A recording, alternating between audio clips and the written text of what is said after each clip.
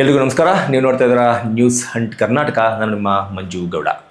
Operation ಸಿಂಧೂರ ಪಹಲ್ಗಾಮ್ನಲ್ಲಿ ನಡೆದಂತಹ ಘಟನೆಗೆ ರಿವೆಂಜ್ನ ಸಲುವಾಗಿ ಭಾರತ ಆಪರೇಷನ್ ಸಿಂಧೂರ ಎನ್ನುವ ಒಂದು ಮಿಲಿಟರಿ ಆಪರೇಷನ್, ಅಂದರೆ ಭಾರತದ ವಾಯುಸೇನೆ ಒಂದು ಆಪರೇಷನ್ನ ಮೂಲಕ ಪಾಕಿಸ್ತಾನದಲ್ಲಿ ಅಡಗಿ ಕುಳಿತಿದ್ದಂತಹ ಸಾಕಷ್ಟು ಜನ, 100ಕ್ಕೂ ಹೆಚ್ಚು ಜನ ಟೆರರಿಸ್ಟ್ಗಳನ್ನು ಹೊಡೆದು ಉರುಳಿಸುವಂತಹ ಕೆಲಸವನ್ನು ಮಾಡಿದೆ.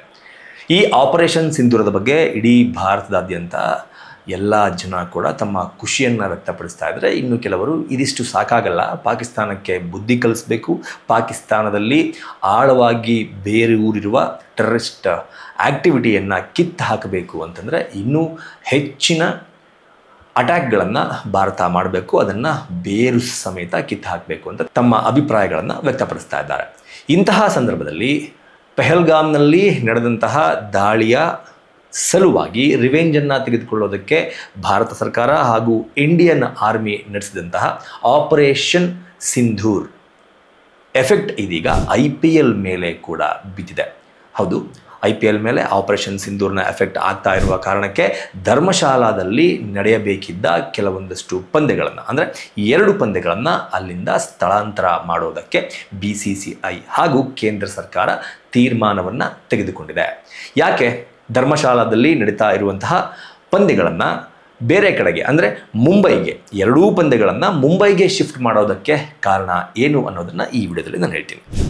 ಸ್ಕ್ರೀನ್ ಮೇಲೆ ನೀವು ನೋಡ್ತಾ ಇರ್ಬೋದು ಧರ್ಮಶಾಲಾದಿಂದ ಪಾಕಿಸ್ತಾನದ ಬಾರ್ಡರ್ನಲ್ಲಿ ಇರುವಂತಹ ಬಮಿಯಾಲ್, ಅಂದರೆ ಪಂಜಾಬ್ನ ಬಳಿ ಇರುವಂತಹ, ಅಂದರೆ ಪಾಕಿಸ್ತಾನದ ಬಾರ್ಡರ್ಗೆ ಹೊಂದಿಕೊಂಡಿರುವಂತಹ ಬಮಿಯಾಲ್ ಪ್ರದೇಶ ಇರೋದು ಕೇವಲ 120 ಕಿಲೋಮೀಟರ್ ದೂರದಲ್ಲಿ.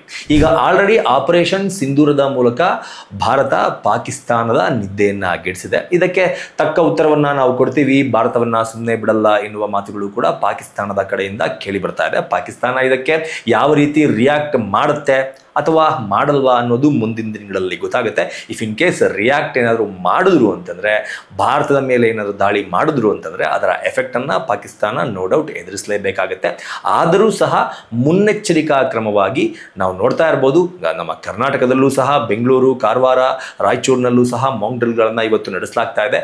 ಸೊ ಬಾರ್ಡರ್ನಿಂದ ಇಷ್ಟು ದೂರ ಇರುವ ಕರ್ನಾಟಕದಲ್ಲೂ ಸಹ ಇಷ್ಟೊಂದು ಮುನ್ನೆಚ್ಚರಿಕೆ ಕ್ರಮಗಳನ್ನು ತೆಗೆದುಕೊಳ್ತಾ ಇರುವಂತಹ ಈ ಸಂದರ್ಭದಲ್ಲಿ ಧರ್ಮಶಾಲಾ, ಅಂದರೆ ಪಾಕಿಸ್ತಾನದ ಬಾರ್ಡರ್ನಿಂದ 120 ಕಿಲೋಮೀಟರ್ ಅಂತರದಲ್ಲಿ ಇರುವಂತಹ ಧರ್ಮಶಾಲಾದಲ್ಲಿ ಏನಾದರೂ IPL ಪಂದ್ಯಗಳು ನಡೆದಿದ್ದೆ ಆದರೆ ಪಾಕಿಸ್ತಾನದ ಸೇನೆ ಅದನ್ನು ಟಾರ್ಗೆಟ್ ಮಾಡಿಕೊಳ್ಳಬಹುದು.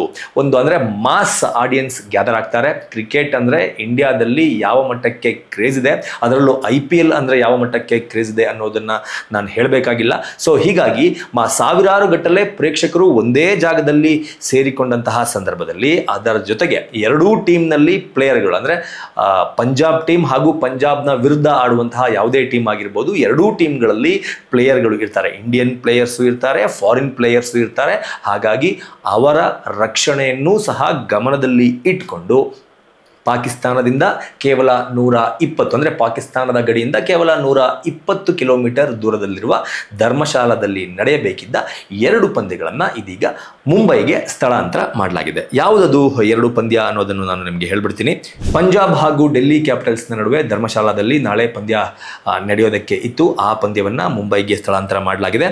ಇದಾದ ನಂತರ ಪಂಜಾಬ್ ಹಾಗೂ ಮುಂಬೈ ಇಂಡಿಯನ್ಸ್ ತಂಡದ ನಡುವೆ ಇದೇ ತಿಂಗಳ ಮೇ 11ನೇ ತಾರೀಕಿನಂದು ಸಹ ಪಂದ್ಯ ನಡೆಯಲಿಕ್ಕೆ ಇತ್ತು. ಈ ಪಂದ್ಯವನ್ನು ಸಹ ಮುಂಬೈಗೆ ಶಿಫ್ಟ್ ಮಾಡಿ ಇದೀಗ BCCI ಹಾಗೂ ಕೇಂದ್ರ ಸರ್ಕಾರ ತೀರ್ಮಾನವನ್ನು ಮಾಡಿಕೊಂಡದ್ದು ಆಗಿದೆ. ಸೊ ಹೀಗಾಗಿ ಧರ್ಮಶಾಲಾದಲ್ಲಿ ನಡೆಯಬೇಕಿದ್ದ ಈ 2 ಪಂದ್ಯಗಳು ಮುಂಬೈಗೆ ಸ್ಥಳಾಂತರಗೊಂಡಂತೆ ಆಗಿದೆ. ಆಪರೇಷನ್ ಸಿಂಧೂರದ ಎಫೆಕ್ಟ್ IPLನ ಮೇಲೂ ಕೂಡ ಬಿದ್ದಂತೆ ಆಗಿದೆ. ಒಂದು ವೇಳೆ ಅಂದರೆ ಪಾಕಿಸ್ತಾನ ದಾಳಿ ಮಾಡುತ್ತೆ ಅಂತ ಭಯ ಪಟ್ಟುಕೊಂಡು ಭಾರತ ಈ ಕೆಲಸವನ್ನು ಮಾಡ್ತಾ ಅಥವಾ BCCI ಈ ಕೆಲಸವನ್ನು ಮಾಡ್ತಾ ಅನ್ನೋದನ್ನು ನೋಡೋದಾದರೆ ಭಯ ಪಟ್ಟುಕೊಂಡಲ್ಲ, ಬಟ್ ನಮ್ಮ ಸೇಫ್ಟಿಯಲ್ಲಿ ನಾವು ಇರಬೇಕು ಎನ್ನುವ ಕಾರಣಕ್ಕೆ ಭಾರತ ಈ ನಿರ್ಧಾರಕ್ಕೆ ಬಂದಿದೆ. ಇನ್ನೊಂದು ಕಡೆ ನಾವು ಗಮನಿಸಬೇಕಾಗಿರೋದು ಒಂದು ವಿಚಾರ ಏನಪ್ಪಾ ಅಂತಂದ್ರೆ, ಪಾಕಿಸ್ತಾನದ ಮೇಲೆ ಭಾರತ ಏನು ಏರ್ ಸ್ಟ್ರೈಕ್ ಮಾಡಿದೆ, ಅಲ್ಲಿಯ ಸಿವಿಲಿಯನ್ಸ್, ಅಂದರೆ ಸಾಮಾನ್ಯ ನಾಗರಿಕರ ಜೀವಕ್ಕೆ ಯಾವುದೇ ರೀತಿಯ ಹಾನಿ ಆಗದಂತೆ ನಿರ್ದಿಷ್ಟ ಪ್ರದೇಶಗಳನ್ನು ಗುರಿಯಾಗಿಸಿಕೊಂಡು, ಅಂದರೆ ಟೆರರಿಸ್ಟ್ ಆಕ್ಟಿವಿಟೀಸ್ಗಳು ಎಲ್ಲೆಲ್ಲ ನಡೀತಾ ಇತ್ತು ಆ ಪ್ರದೇಶಗಳನ್ನು ಗುರಿಯಾಗಿಸಿಕೊಂಡು ದಾಳಿಯನ್ನು ಮಾಡಿದೆ.